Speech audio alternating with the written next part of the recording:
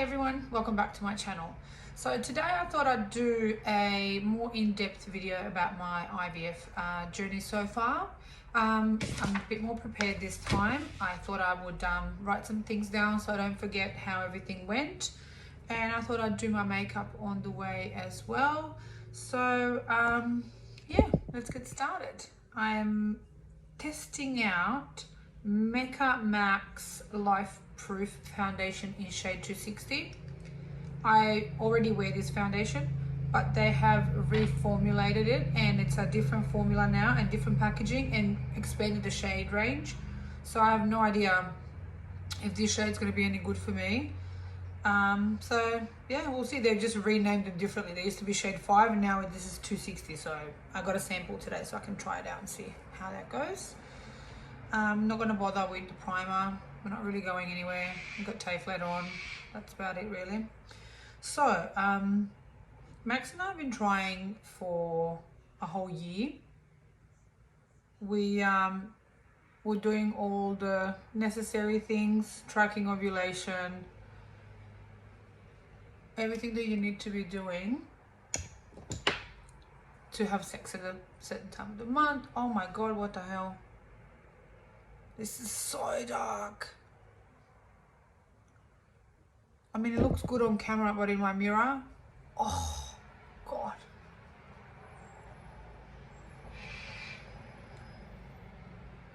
Oh god. No, the camera makes it look so good. So yeah, we tried for about a year. We did all the necessary steps that need to be taken. So we tracked ovulation. Oh no, I can't. I'm sorry, what is this? If you could see this in real life, on camera it looks so good. Down there, not so much. Oh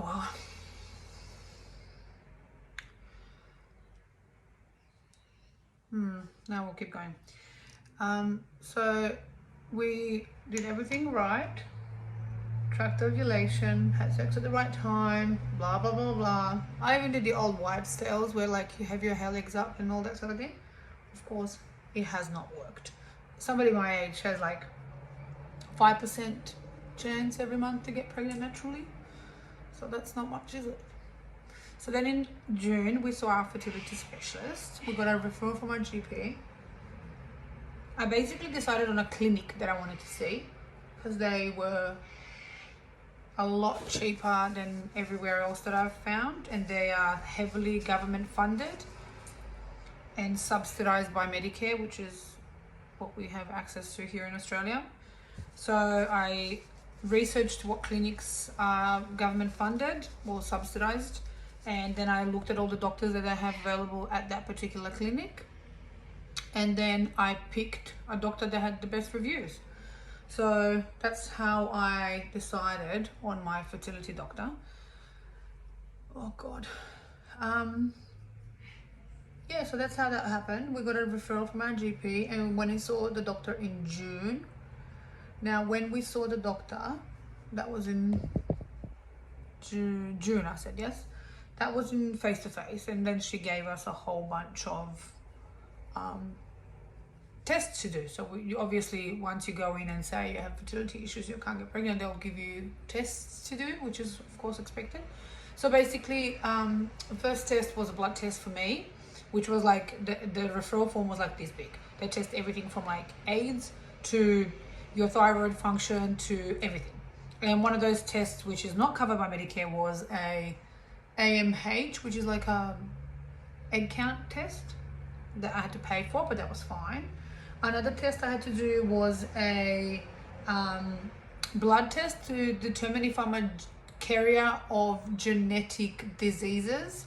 That test was like $750 for one blood test, and they test about 540 different diseases. So I did that, and she recommended strongly that I do that, which I did.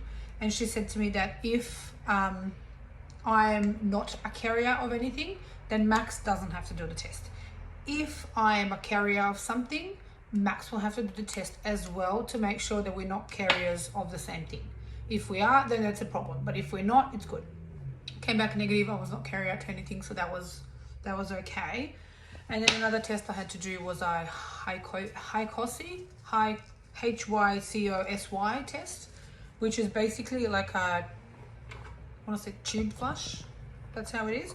So basically what that test does, this test checks if your tubes are blocked, basically. I'm using the Colourpop No Filter Concealer in shade 14, which will probably be way too light now because I'm like red in real life. I'm like, I don't know what this is. So this test, the procedure checks if your fallopian tubes are blocked. So basically what happens is you go there, they conduct an internal ultrasound. So that's where they have a look at how many follicles you have in your ovaries and all that sort of thing. And the sonographer said to me that, you have a healthy number of follicles in each ovary. This is obviously where the eggs grow from. And then the doctor comes in and he puts stuff up, and then he puts a saline solution through your tubes and back. And let me tell you, that freaking hurts. That hurts. But at least it's like a minute, maybe. It's not that big of a deal. You can handle it, you know what I mean? It's whatever. But it does hurt. Like the first part, the internal ultrasound, is a little bit uncomfortable, but it's not like, it's nothing, whatever, But then the second part, it's a bit, But anyways, that's where they test if your fallopian tubes are blocked or are they like not blocked. So obviously they flush saline solution in and saline solution comes out. And that's how they do it. It lasts a minute or so. As I said, the last part lasts about a minute or so. So, I mean, it hurts, but whatever. I'll get over it. And then they, a lot of the times they said to me that, a lot of people have said to me that after this procedure, a lot of women get pregnant because if there is any, they call it debris in your ovaries, the flush will flush it out. So that it'll be easier for the sperm to get to the egg and for all of that sort of shit to happen. But obviously didn't work for me. I had 3 periods since. Oh my God, that's white. I had 3 periods since that procedure before we proceeded with the IVF, and it just didn't work. So for me, it didn't work. Anyways, so that was for me. For Max had to do 2 things. He had to do a sperm test, which they test like the mobility, quality, quantity, that sort of thing. And another test was a blood test. They tested like a whole bunch of things, same as me, but for me they did like a lot more than they did for him. So that's what they did for Max. So then we had to wait 2 months to see our doctor again. And at this point, the COVID lockdown had already kicked in. So we could not see our doctor in person. We had to do a Zoom appointment. Oh my God, what is going on? Which was okay. We did the Zoom appointment. And the doctor told us basically that I was petrified to see the results. I was petrified. I thought that, they're going to tell me, you got this wrong with you, this got wrong with you, Max is infertile, this and that. And I was so scared about what they're going to tell us. But then she said that she was very pleased with our results. This is just our Laura Mercier translucent powder.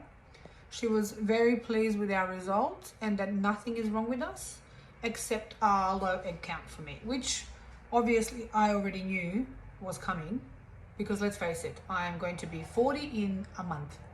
So I knew that was coming. Then she told us that she's good to go for us to sort of start IVF process. And she got us some consent forms. We signed some consent forms and she sent them through to the fertility clinic. And then we waited. Basically, the nurse got in touch with us maybe a week later and organized an orientation session with the nurse. Like normally this would happen in real life. It would happen face to face. But because of COVID again, we couldn't actually go in to see them. So it was a Zoom session and it was a good, I want to say about an hour session. So that was really good. Like the nurse was so lovely, so informative, so knowledgeable. She explained absolutely everything to us. She explained, I mean, my doctor explained this to me as well, but like this was, the doctor explained to me as well, but she had sort of, you know, when like she had more time for me, and she explained everything for us. She explained how I have to administer the medication, and you know, what's this medication for and that medication is for, and that sort of thing. So basically what happens during normal monthly cycle, basically your natural cycle, women usually ovulate around a day 14 to 15 of your cycle. So the first day of your cycle being your first day of your period, and then your cycle, the last day of your cycle is the day before your next period.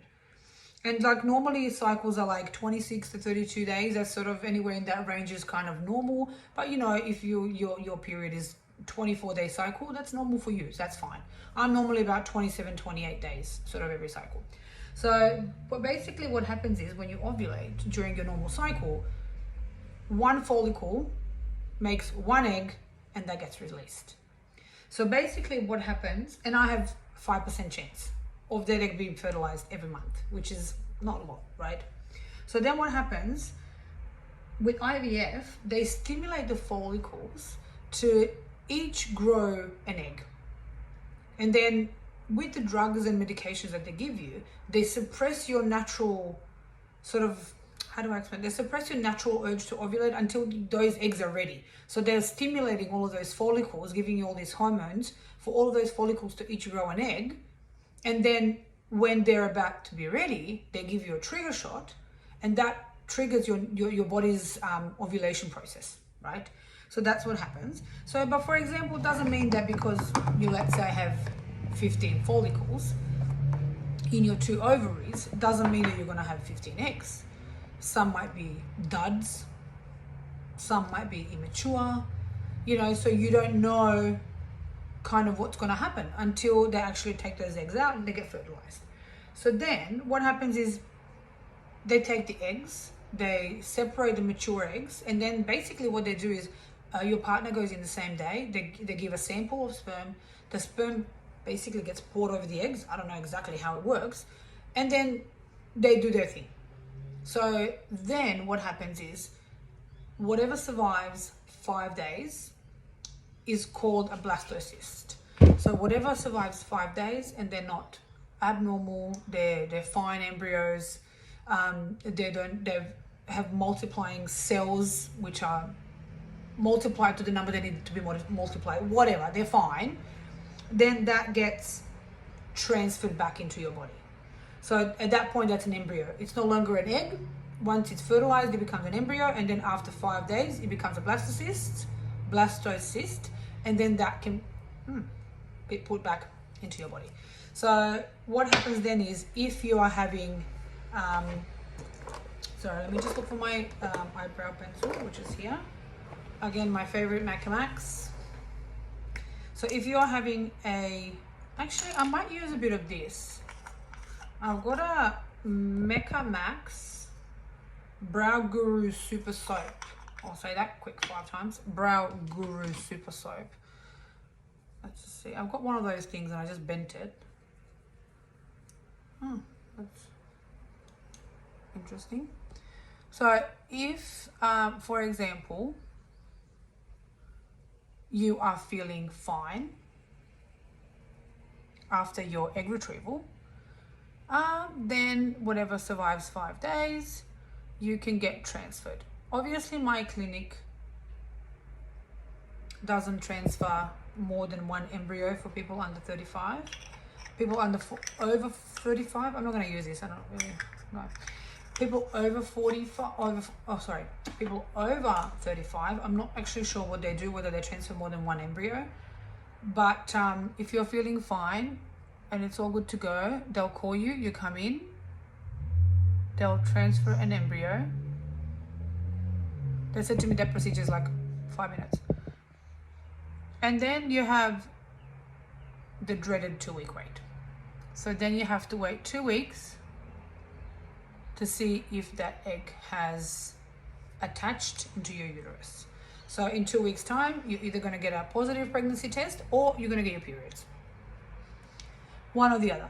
So that's what happens. But what can also happen is, because of all the hormones that they give you, you can develop something that's called ovary overstimulation, something. So basically, you don't feel well, you're overstimulated, and your body's environment after the egg retrieval is not an ideal environment for an embryo to be transferred back. So it's not gonna happen. If they transfer it, it won't work. So what they do then, they call it a freeze-all cycle. So basically, once they take all the eggs out, at that point, based on the blood test and everything, they will already know if you are overstimulated. So they will already know. So at that point, they'll tell you, we're gonna freeze all of the eggs when you get your next period and your next ovulation, if you want it to be then, of course, we can transfer a frozen embryo because your body is not feeling the best for a fresh transfer. So, which is fine. And I actually asked them if there's any difference in success between transferring frozen embryos or fresh, and they said much of a muchness. So I suppose that there is no difference. So I don't know, obviously, how that's going to feel to me, because so far I'm only on yesterday was day 5, today's day 6 for my injections. So far I'm feeling okay, but I still have another injection to include into my medication plan, which I will probably find out tomorrow. I think tomorrow morning I have a blood test, so I don't know, they'll let me know tomorrow.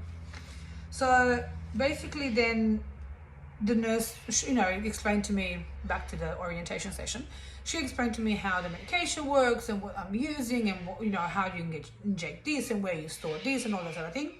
And then she also told me, unfortunately, that all procedures at the clinic had to stop for COVID reasons.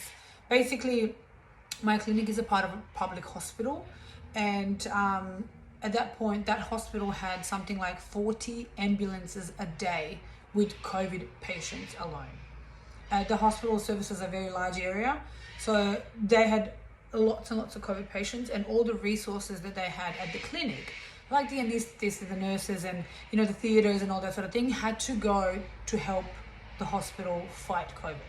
So, but to be honest, I kind of expected it. I did expect it because last year when the peak of COVID happened, all elective surgeries and procedures were paused anyways for the same reason.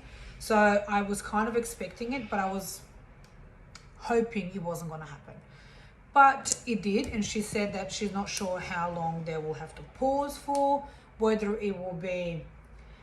She said that they had some sort of an idea that it might be 6 to 8 weeks, but it might be 3 months, it might be 6 months. And I was panicking, thinking, oh my God, my eggs are going to be scrambled in 3 months' time. I'm 39 and a half now. In 6 months' time, I'm 40. My eggs are a lot better now.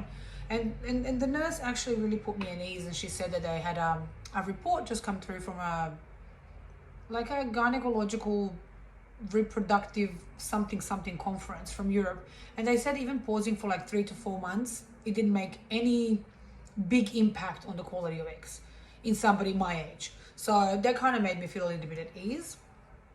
So she just said to me, look, check 2 to 3 times a week if you can on the website, and as soon as we put up a new COVID update, then we're basically good to go.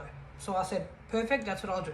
So I was checking, and as soon as I saw that they reopened, I got in touch with them, let them know when my first day of periods was, and they sort of started the process again. So she also told me what kind of medication I'll be on, and then there's a few different sort of treatment plans. So my doctor decided to put me on something called long down regulating cycle, which means the following, and this is from the website from my clinic. So this is also called a GnRH agonist cycle. This cycle starts with the first day of your period. About 3 weeks later, you will need a blood test to confirm that ovulation has occurred, right?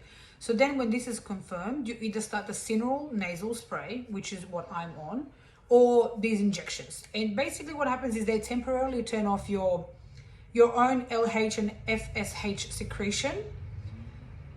So they're not doing what they're supposed to be doing until the clinic is ready for them to be doing what they're supposed to be doing, basically. So you have to be on your, basically it's like kind of like a fake menopause sort of thing. And then you have to be on this spray for like 10 days before you can start any stimulation for your follicles and stuff. So the side effects of this medication are headaches, tiredness, acne, vaginal dryness, and funnily enough, reduced breast size. Who would have thought? So far the boobs are okay, and I'm only getting a headache here and there basically every day, but whatever. And by the way, while you're on IVF, at least in my clinic, they said to me not to take anything unless it's Panadol. Anything that is anti-inflammatory is a no-no, because they want you to be nice and plump and juicy, basically. So that's what they want. Yeah, so then what happens after that, I'll just find my mascara. This is my L'Oreal Lash Paradise in something like Crazy Black or something, Intense Black. My new favorite mascara. It is amazing. Okay, got a bit of yeah. So then you get your second period. After you've been on your nasal spray, you get your second period. On the first day of your second period, you go through that portal and you book your egg collection, right? So then they call you and they tell you when to start your injections. So it's Gonal F, which is what I'm on. Yeah, so I'm on this thing called Gonal F. It's like a pen. So I might show a little clip here about how I'm doing my injections. Hello everyone, this is day 5 of my IVF injections. Now, don't think that this pen is going to have enough in it for my dose. So what I'm going to have to do is inject whatever's in here, and then I need to prep the other pen to do whatever's missing in this one from the other pen. So I'll show you this one. So same as always, we'll find a little pocket of fat, squeeze it, poppy goes.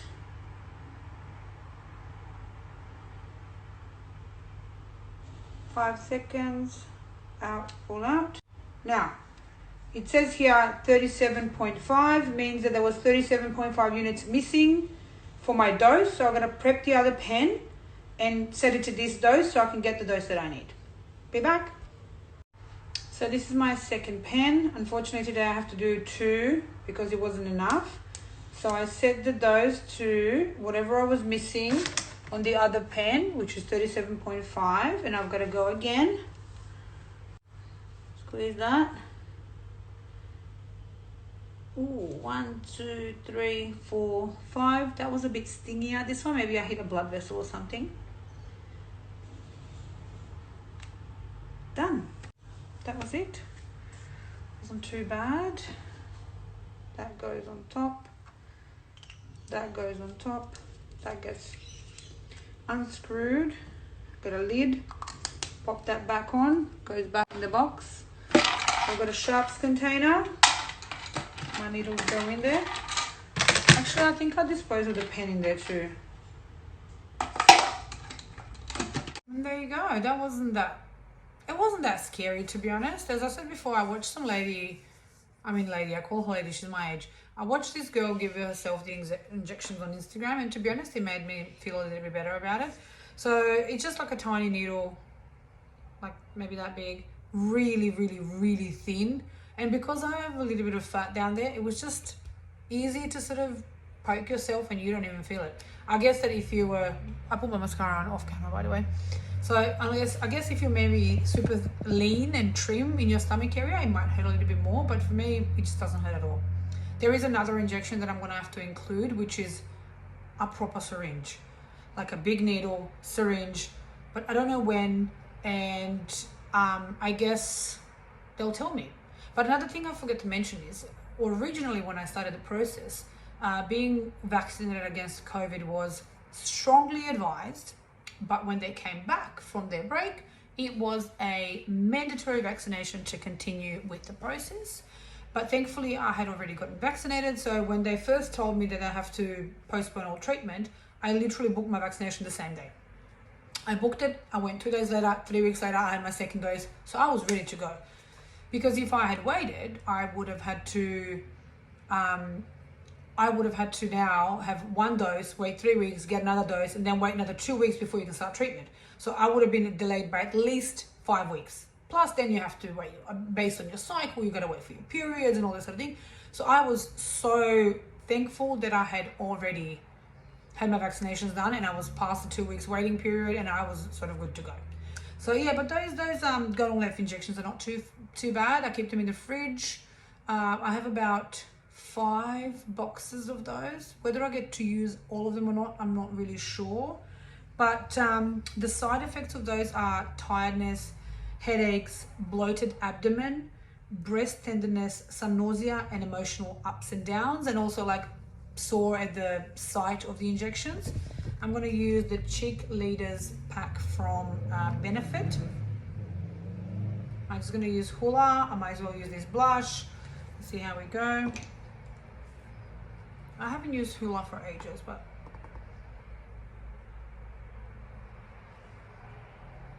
it's a little bit warm. I'm used to using the Maybelline Cool Bronzer, but this one's a little bit warm. I'm just gonna use a little bit less, I guess. So, yeah, it's not bad. Like the injections are not really that bad. It's probably gonna be different when I have to get the bigger one, the actual syringe, which I'm gonna have to mix myself. Oh. So it comes in like a little bottle, which is liquid. I suck the liquid into the syringe. Then it goes into another bottle, which has a powder. I press the liquid into that bottle. I swirl it so it dissolves. Then I suck it back in to the syringe. And then I change the big needle for the littler needle. And then I inject. So that, I'm not looking forward to that though. But you know what? I'm a big girl. I'll suck it up and I'll do it. I'm not really afraid of needles. I'm a blood donor, so I have donated blood over 60 times. That's 60. So I've sat there for an hour with a needle that big in my vein, this thick basically. So it doesn't really bother me. I'm not scared of needles, but it's just the whole daunting thing of sort of injecting yourself, which is a little bit sort of scary, but you gotta do what you gotta do, you know? So because of COVID, I have to have a COVID test in the 72 hours before I attend my appointments, all of the appointments at the clinic. So basically on Saturday, I had to go and get a COVID test. Hi. Hi. This is my friend Alex. We are on our way to get my first COVID test after Samakan. I haven't had a cheeseburger for so long. And the best iced coffee from Macca's. So we are going to Westmead Hospital. I need to get a COVID test. And instead of having coffee in a cafe sitting down, as we normally do on a Saturday, Alex is tagging along with me to keep me company. And he's driving too, so yay me. So it will be about an hour and a half round trip. Yeah, thereabouts. Bye. All done. How easy was that, Alex? Very easy and quick. That was so easy. I was in there for like 2 minutes, 3 minutes maybe. It took longer to walk out of the clinic, the testing clinic, than it did to actually have the test done. Yeah. and I saw where my actual fertility clinic is. Now I'm ready for Tuesday morning, where I will go and have my first blood test to see how my little follicles are doing. But yeah, this was a good test run. So I have a blood test on Tuesday, which is tomorrow. What they're actually looking at, I don't know, hormones, follicle development. I don't know what they can actually. For my highlighter, I'm going to use the Flower Beauty, what's it called? Shimmer and Strobe Highlighting Palette. It's quite nice colors in there. I quite like that one, like a champagne color. So what they're actually looking for, I don't know. Beautiful, isn't it? Not really sure what they're looking at. I just know that every time before I go in, I have to have a COVID test 72 hours before. So I had a test on Saturday. That test will take me through to tomorrow morning. Then tomorrow I have my blood test. As soon as I finish the blood test, I have to go and have a bit too much. That's good. As soon as I finish my blood test, I have to go and have another COVID test, because then I'm back on Friday to the clinic again. Fix Plus from Mac.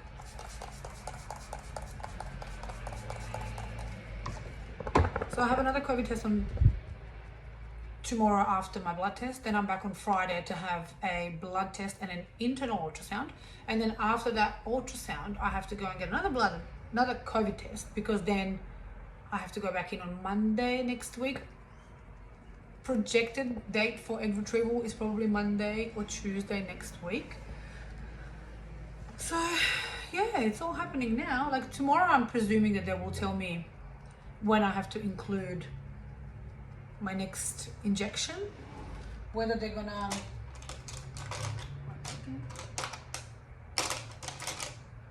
okay, so I'm using the Australis lip liner in Tickled Pink.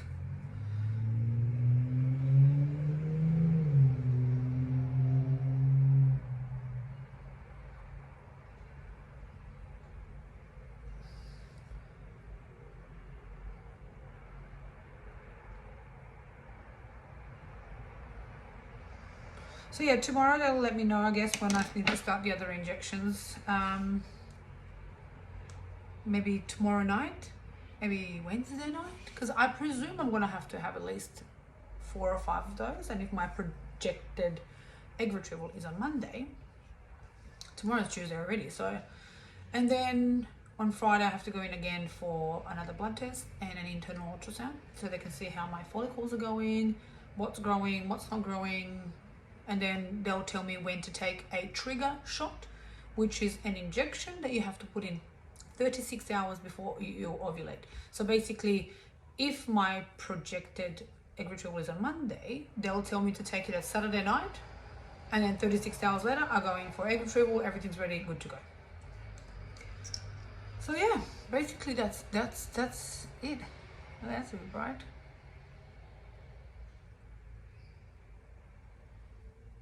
Well, that's a bit bright, but whatever.